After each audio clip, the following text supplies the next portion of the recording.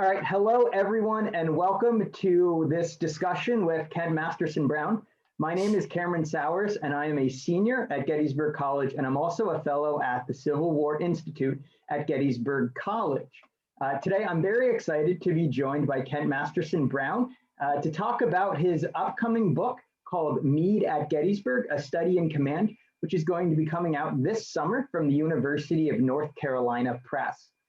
Kent is an award-winning filmmaker, attorney, and historian.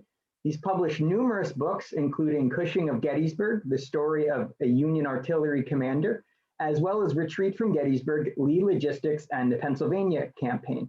Additionally, Kent is also the president of the Witnessing History Education Foundation, which produces high-quality documentary films for public and cable television. Kent, first, thank you so much for joining me today. I really appreciate you taking the time to sit down with me. It's my pleasure, Cameron. Thank you for having me. So my first question is going to be about Meade before he takes command of the Army of the Potomac. I'm wondering if you could talk about Meade and his performances before he gets command and how those contribute to why he's offered command as opposed to anyone else from the Army of the Potomac or an outside option. Yeah, Meade is named a brigadier general of volunteers early in the war, in the early fall of 1861. And his first assignment to command is a brigade in the Pennsylvania Reserves. And Meade steadily moves up the ladder within the Pennsylvania Reserves, as does another newly minted brigadier general named John Fulton Reynolds. The two of them basically served together the entire first 2+ years of the war. And ultimately, he is named commander of the 5th Corps in the Army of the Potomac and elevated to the rank of Major General. And this is in the late fall and early winter of 1862-63. And he commands the 5th Corps at Chancellorsville. Up to this point in time, Meade has been shown to be a very capable tactical commander. And on the eve of Gettysburg, while the army is in Frederick, after General Joseph Hooker had taken that army from Falmouth, Virginia, north all the way to Frederick, on June 28, 1863, George Meade is named commander of the Army of the Potomac. And now he is the operational commander of the Army of the Potomac, and quite a step away from being a tactical commander of a corps. I actually think that the choice of George Meade by Lincoln, Stanton, the War Department, General Halleck, who was the equivalent of today's chief of staff of the Army, was based upon his abilities as a tactical commander, which were solid. I think that's the best way to put it. They were solid. His performance was solid. The question that arose, frankly, among that group in the War Department and the White House was, in fact, whether they wanted to change commanders at all, because there was a heavy lobby for Joe Hooker to stay. Joe Hooker was well-placed politically. Yeah. And even though his performance at Chancellorsville was anything but stellar, there was still this lingering doubt about whether we should change commanders. And this seemed to be evident in Lincoln himself. Nevertheless, they dallied. This crowd dallied until, frankly, June 27, when Joe Hooker began making an issue out of he not being able to take the command at Harper's Ferry, the garrison at Harper's Ferry, and bring it within the Army of the Potomac. And back on January 31st of 1863, the War Department had issued him orders that you are not to do anything with the garrison at Harper's Ferry. You are to protect it, keep it there, as well as always protect the city of Washington. And so they were adamant about that. And it became a flashpoint where Hooker demanded he get it, or he would just simply resign from the Army, which he did. And so on June 27, they get his letter of resignation because they won't give in to him. And by now, Robert E. Lee's army is some of it is still in the Cumberland Valley at Chambersburg, but the rest of them are scattered all over east of Gettysburg, all the way to York. Some of them are north of Gettysburg. I mean, Lee's army has really made progress, and here they are still dallying about who's the commander. And so kind of at the last moment, George Meade became the commander of the Army of the Potomac and was notified of it at about 3 o'clock in the morning of June 28. Yeah, that story just is such a great connection for me because my first job as a public historian was at Harper's Ferry. Really? Yeah, and most recently I was at Chancellorsville. So I've talked, a lot about Joe Hooker, and I lived right off the first day's battlefield here in Gettysburg. And it always blows my mind, no matter how many times we talk about the lead up to the campaign, just how quickly it seems like everything is happening at the end of June.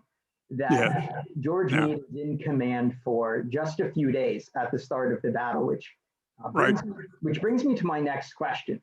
For all the times I've gone through the first day's battlefield, it's very much a place where we talk about John Reynolds, we talk about O.O. Howard and Winfield Scott Hancock. But behind the scenes, someone we don't talk about when we're out on the ground on the first day is George Meade, but he's in command. So I'm wondering if you could talk about what he's doing on July 1st and how he gets the army to Gettysburg. Okay. He moves the army north on June 29 out of Frederick. He gets them as far as just below, frankly, the Pipe Creek line, Big Pipe Creek. His headquarters are at Middleburg, Maryland on that night. The next day, he moves his headquarters to Taneytown. And this is June 30. And on June 30, he apparently had a personal conference with Reynolds. We do have one surviving communication between George Meade and John Reynolds that is of critical importance to what your question is. And I found that letter in an envelope in the National Archives in the 11th Corps papers. And that it was in an envelope, and this envelope reads on the front, papers taken from the pockets of Major General John F. Reynolds, July 1, 1863. These are letters taken from his pockets when he was killed. And one of the letters in there is entirely in the handwriting of General Meade. And General Meade tells him that, and this is to accompany, by the way, orders that Meade has also given to him, and that is to move the First Corps to Gettysburg. Now, the letter now further emphasizes what Meade wants to do on July 1 when he gets to Gettysburg. He tells General Reynolds to get his corps on the roads and routes of communications of the enemy. Now, the purpose of getting on the roads and routes of communications with the enemy is, of course, to cause the enemy to collect in front of you, which they hope that they will, and any enemy would, by the way. And the roads and routes of communication are nothing more than the pike between Chambersburg, Gettysburg, and York. And I refer to it in my book as the turnpike axis. It's where all along it on either side are all the elements of Lee's army, either slightly north of it or on that turnpike. And so if he gets his corps on the roads and routes of communication, what is Meade expecting him to do? Meade says that if the enemy confronts you and begins to press you, I want you to fall back to Emmitsburg. That's 10 miles. Now, what kind of an operation is that? Some people would refer to this simply as a reconnaissance in force. The military theorists like Dennis Hart Mahan at West Point, who was Meade's teacher, he was John Reynolds' teacher of military tactics and the art of war. He wrote a book about this operation, this kind of operation. And it's the operational use of an advanced corps. You take a good 1/5 to 1/7 of your army and you move them north ahead of the rest of your force. The purpose being to cause the enemy to collect in front of you. Once you cause the enemy to collect in front of you, then you begin a withdrawal. Now, it could be a fighting withdrawal, but it's a withdrawal. Right.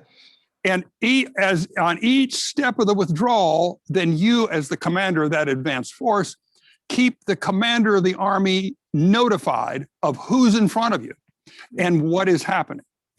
Now, you ask, why would Meade want to do this? Well, the problem that Meade faced on June 30 was he did not know the full positions of all of Lee's corps or divisions. The reports were contradictory. Some of them never changed. And he had to know something about the whereabouts of that enemy. And believe me, there's no better way to find out the whereabouts of an enemy than to cause him to collect all his forces in front of you. Yeah. Right? Yeah. They're all right there. And that's the purpose of that. So it's a reconnaissance, but it's a reconnaissance that forces the enemy to react. Then you report what's happening in front of you. And I mean, this sort of operation is as old as Karl von Clausewitz. He had his own operational use of an advanced corps. So did Jomini. Yeah. And so Dennis Hart Mahan was a disciple of both of those. And so that's what the purpose of Reynolds' operation is. The problem, though, and this poses a problem for me through the entire rest of the campaign, is that Reynolds goes forward first with one division ahead of the remaining two that are more than an hour behind. Mm-hmm. And with that one division, he simply goes to the aid of John Buford, who's caught in a fight west of town. With this one division, he's facing Harry Heath's Confederate division in A.P. Hill's Corps. And with this one division, he tries to help Buford. And in the process, John Reynolds is killed.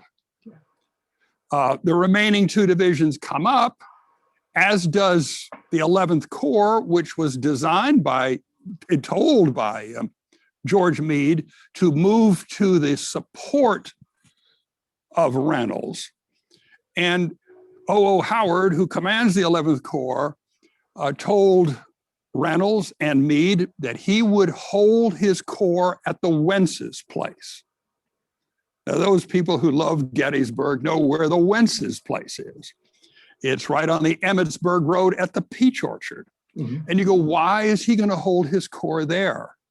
You're almost 1.5 miles, 2 miles behind Reynolds. The purpose is to allow Reynolds to fall back upon him, because that's what the whole scheme of this is. Fall back, keep falling back, then you can fall back upon the entire 11th Corps, then fall back to the left flank of the Army of the Potomac.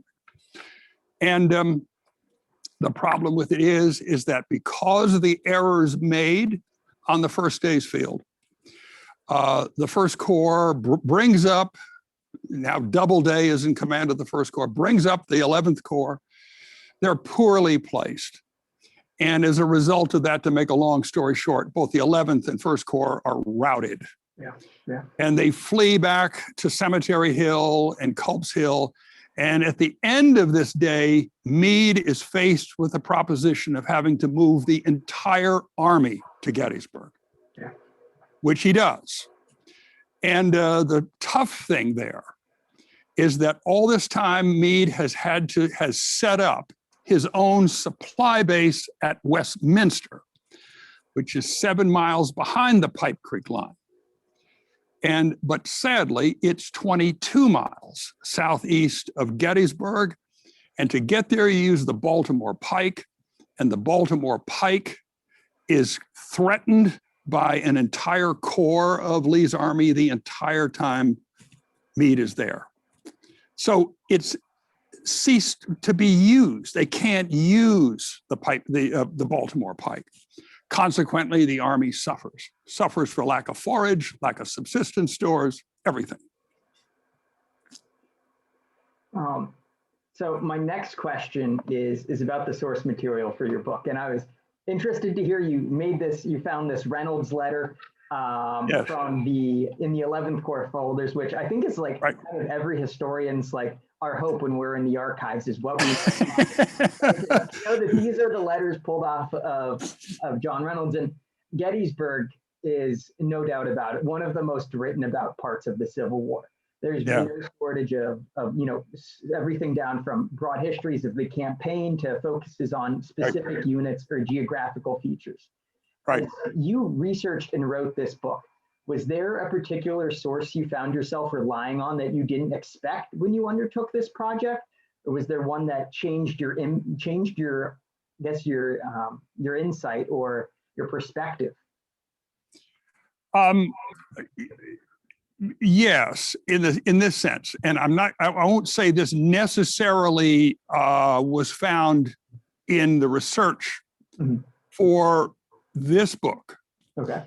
But it was an offshoot of what I found researching the book Retreat from Gettysburg. And that was the papers of the Quartermaster General of the United States Army.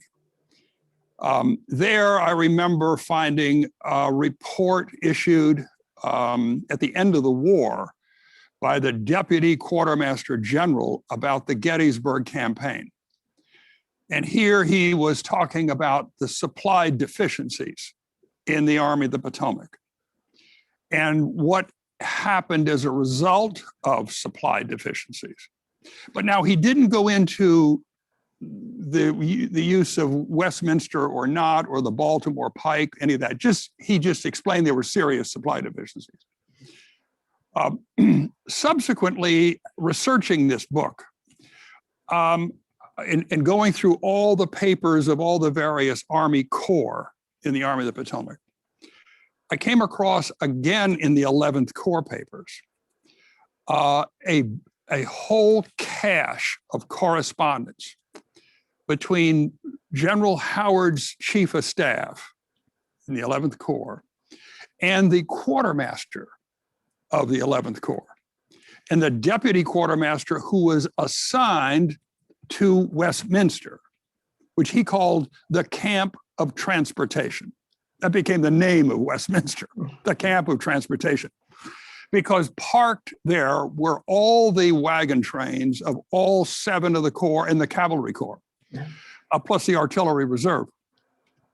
And that group of wagons, if you stretched them out on one road, would be more than 50 miles long. That's how many wagons were back there.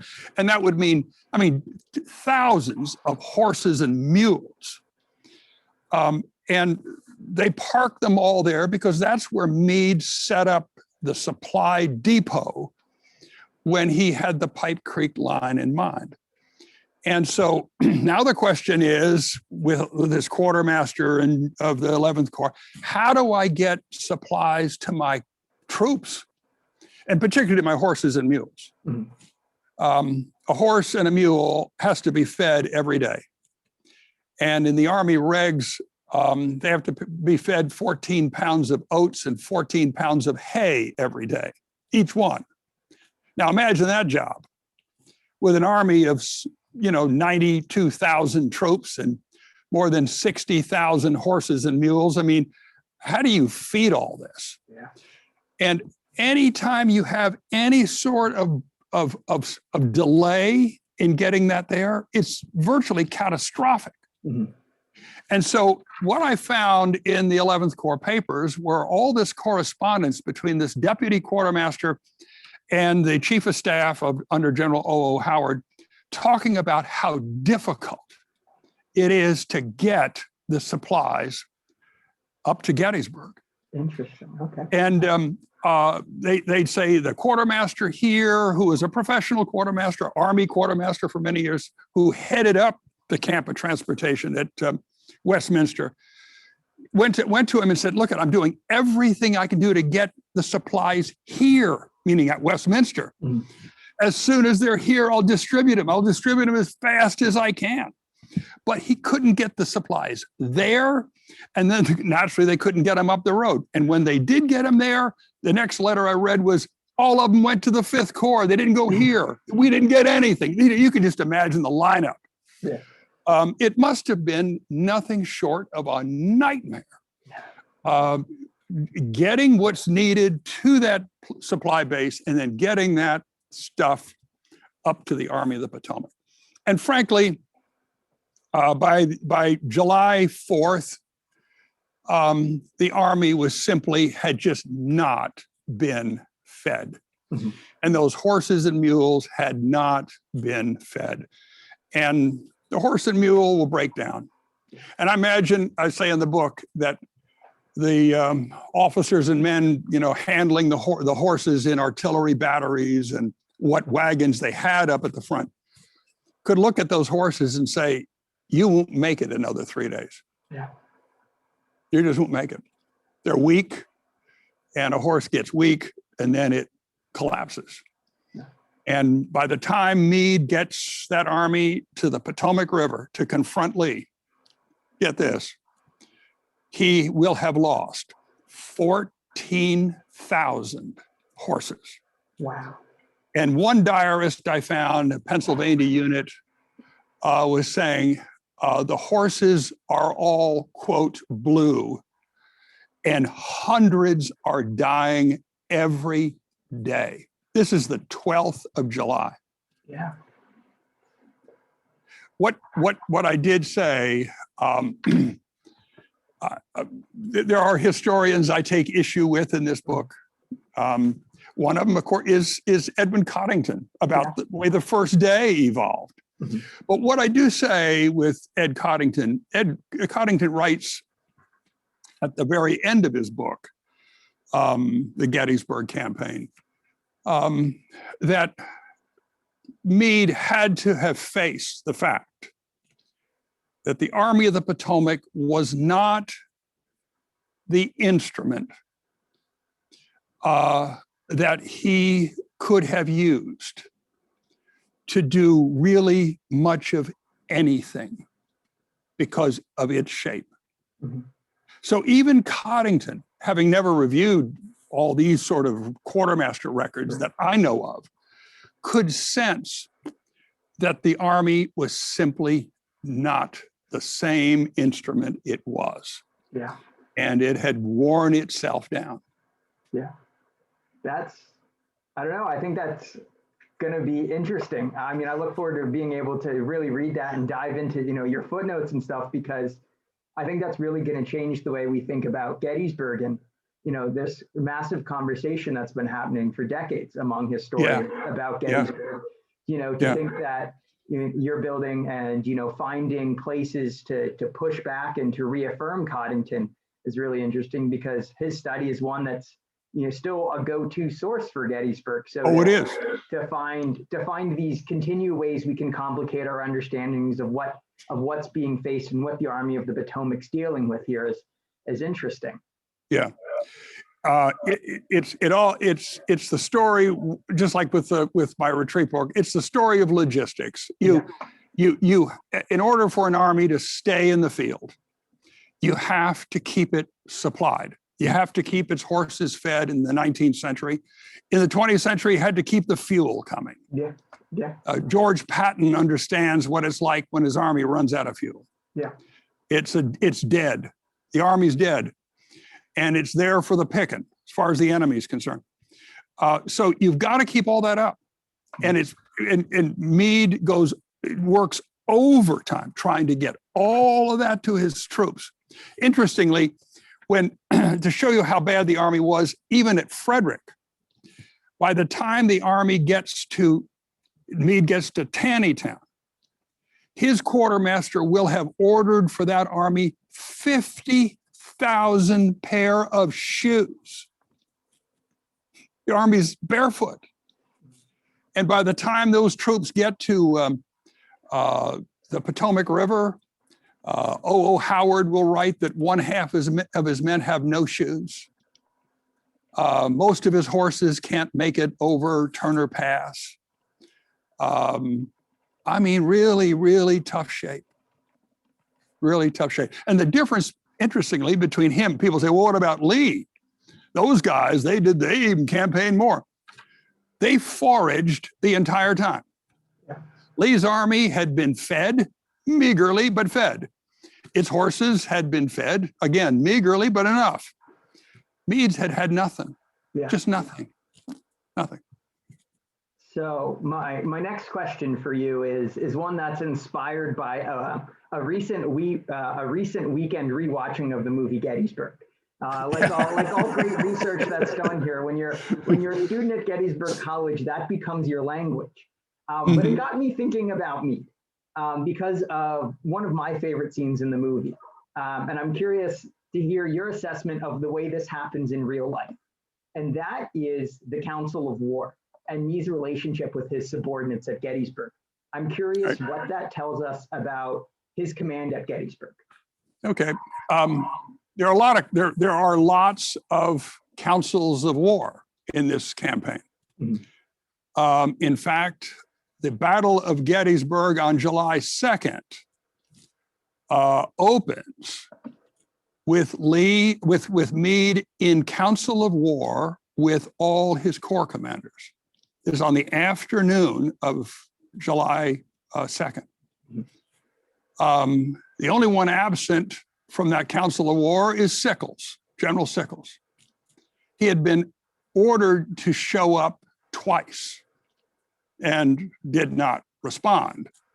And instead, General Warren, who is Meade's chief engineer, arrives with the news that Sickles has moved his corps up to the Emmitsburg Road. And this is what starts this horrid scene, yet another crisis for George Meade. Mm-hmm.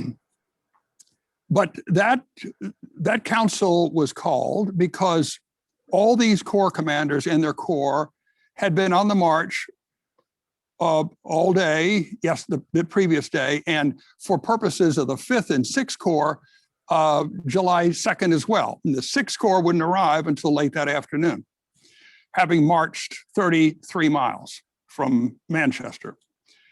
A grueling march. And all that called for all the corps commanders to get together, which they did.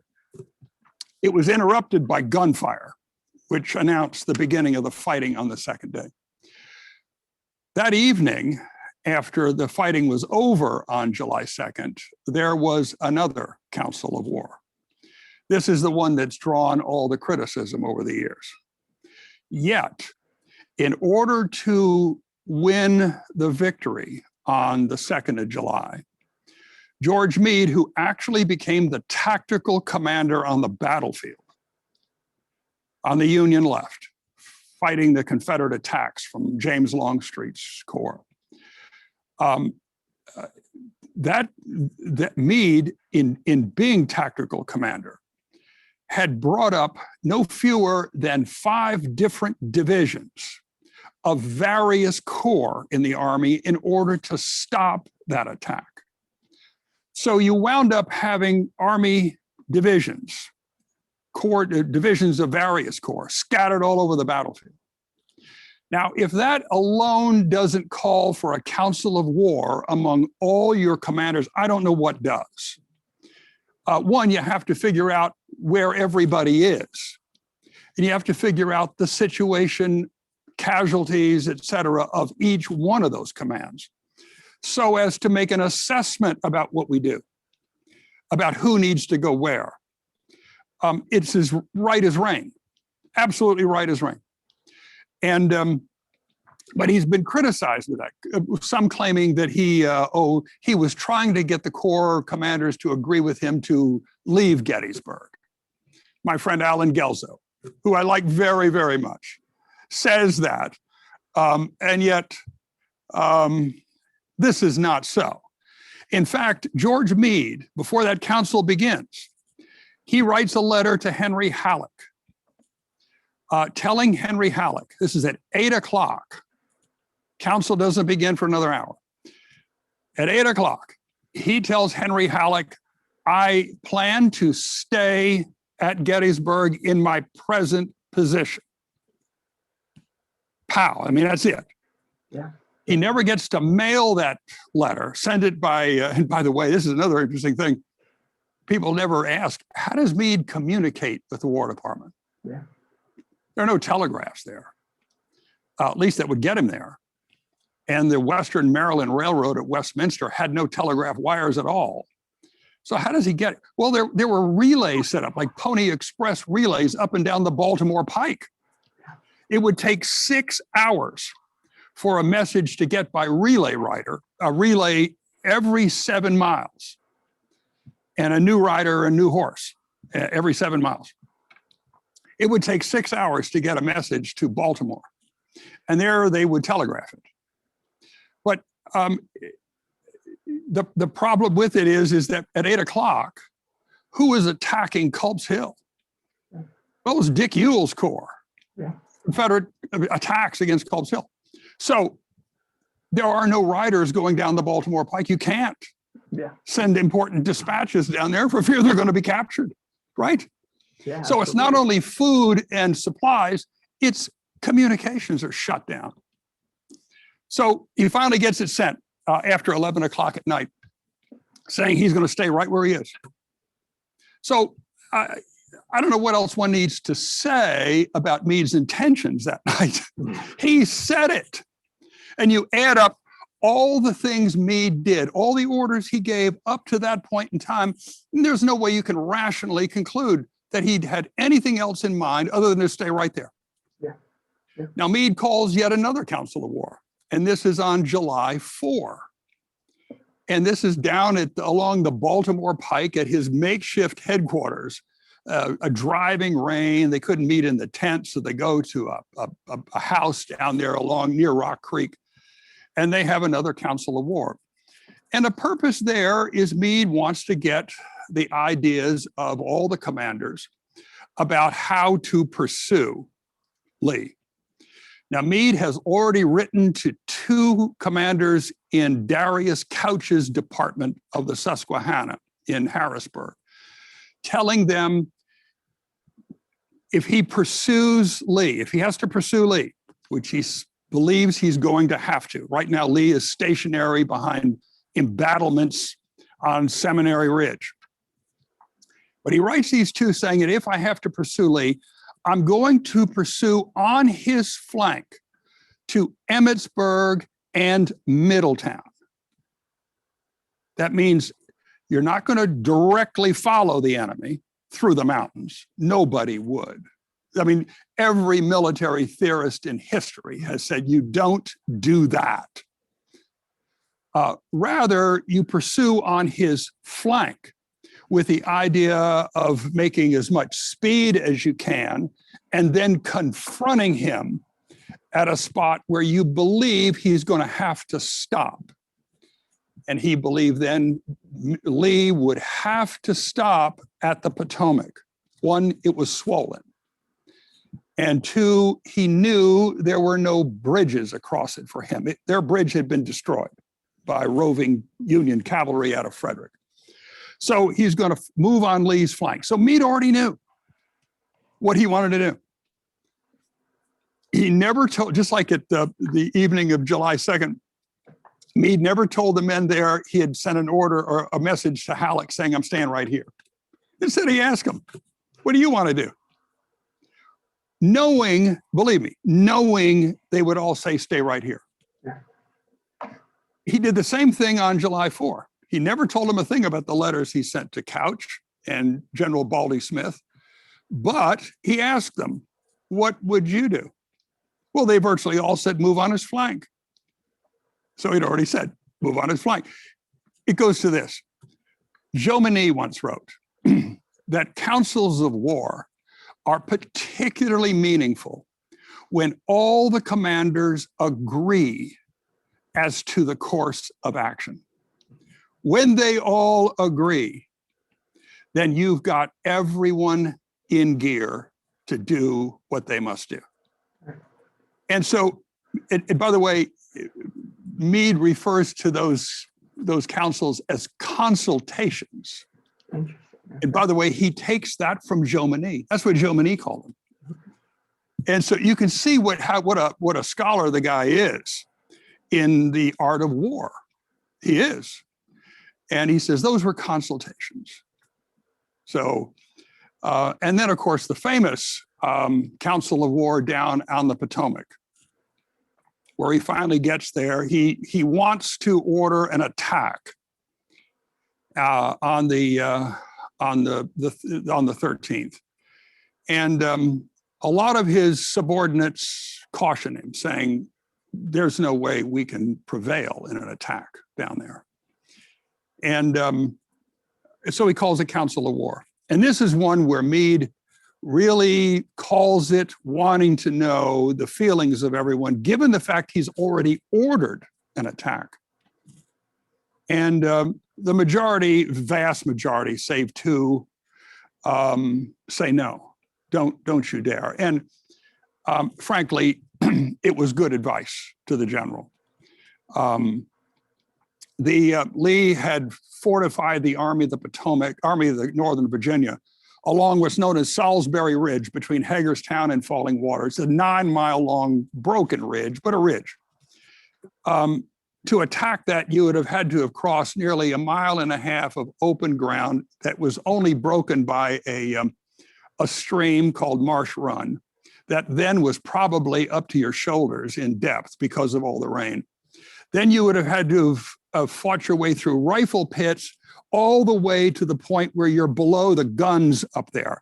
And that ridge was about as well set up for field artillery as any of those experts who looked at it after Lee had evacuated had ever seen. And Meade even confessed before the Committee on the Conduct of the War that had we attacked, we would have been defeated. Right. And a defeat down there, by the way, think of what that would have done to this campaign, where he had just won the largest land battle in the history of this continent, for an army that had never won a battle against its enemy before. And then to lose there, and lose in a horrible way, and that is to have your men just kind of butchered going across those fields. So if you're hearing me say, I'm for George Meade in every one of those councils, you're right. And by the way, I just want to add one other thing. George Meade is clearly a team player. Mm-hmm. He's the type the Army today would love to have in the ranks. Right. A guy who wants everyone on the same page. Mm-hmm. And why wouldn't you be that? You know, you don't sit there and just tell them what to do. You counsel and then say, here's what we're going to do. Right. And then you get them on board. But he's a team player. I mean, I have to say that my perspective on Meade, through all the time I've spent around the battlefield here, I'm really looking forward to this book because I already have a newfound appreciation for Meade. I always had that pride. There's a Pennsylvanian, I'm a Pennsylvania boy, born and raised, who leads the Army of the Potomac, gets a victory at Gettysburg. But there's always that sense. But now to really appreciate Meade as a scholar of military tactics, and to appreciate the way he led the Army of the Potomac through challenges that I hadn't really considered. The fact that trying to get, like you said, trying to get the horses fed, trying to take care of the supply trains, even getting a message back to DC. Yeah, so often we think Gettysburg's proximity to Baltimore and DC, and we've got all of these roads coming in and out of Gettysburg. But as you mentioned, with Meade having that, trying to get word back to Halleck, you can't send a courier down that road, right? As there's an attack going across it, but there's those challenges. That's like some Orders 191 stuff going on there, you know? Yeah. So it's interesting. People make a great deal out of the high ground. Ron Maxwell in his movie makes a huge deal out of his officers. Oh, we've got the high ground, and of course, high ground is important in an engagement with an enemy. However, high ground in and of itself is not what's needed. There are other aspects to that high ground. Can it be turned on either side? Is it situated at a place that also is dangerous? At Gettysburg, both of those words of caution come into place. The high ground at Cemetery Hill and Culp's Hill is indeed excellent defense positions, as shown by that battle. However, between Cemetery Hill and Little Round Top is very little. And as Winfield Hancock said, echoed by Governor Warren, that where these hills where the Army rests right now are good defensive ground, we're subject to being turned on our left. And the other thing is that the Baltimore Pike runs along the summit of Cemetery Hill and Culp's Hill, or just slightly to the rear of Culp's Hill, which means it could be seized at any moment. So it's kind of tough to have your principal defensive line set up such that some of your guns are even behind the road necessary for you to stay alive. Yeah. And making it even more complex. And there were at least 3 different times I found George Meade in the wee hours of July 2nd, either meeting with other generals up on Cemetery Hill or by himself, being heard though, saying, well, I guess this is as good a place to fight a battle as anywhere. Almost a feeling of resignation.